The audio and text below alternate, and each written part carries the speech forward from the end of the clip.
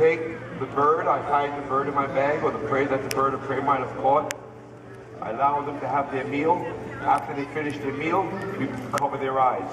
The larger birds of prey have hoods. The small birds will be placed into the safety of the canister or box. It's a modified or giant hood. It helps the bird to relax.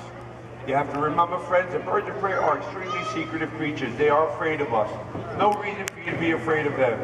If you were to walk up to a wild bird of prey, that bird would most likely fly off and find another perch from which it would hunt. So when these birds are brought out into an unnatural environment, first thing we do is we cover their eyes.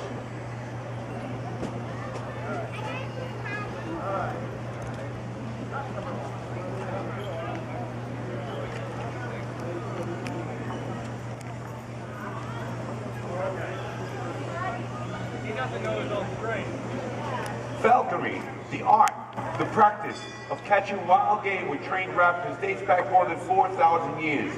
The sport is believed to have originated in Asia, China, and moved to all the parts of the world. Its purpose, survival.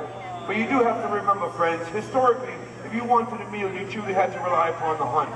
And in doing so, one would use primitive tools such as bows and arrows and atlatls and slings and maybe other trapping devices. If you were not very successful in catching something by those means, the likelihood is you would do without. Unless, of course, you might find yourself fortunate that you may be close to the marketplace where you would get then go and purchase your meal. But here in the marketplace, the meats wouldn't be hanging for a few days. To tenderize, of course, they would. And the meat would certainly become quite tender. It would also become rather rancid. It is well to know that this was truly the time that the use of herbs and spices actually came into effect. And they, of course, were merely to hide the smell and taste of such tainted meat.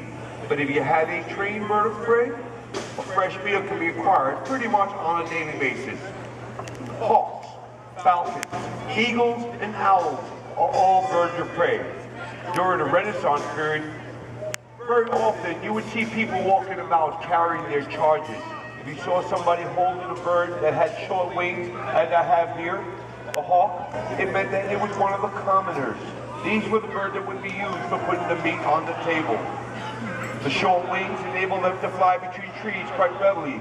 The long tail enables them to turn around obstacles. It makes them extremely maneuverable. And the long legs make them very functional for catching their prey on the ground.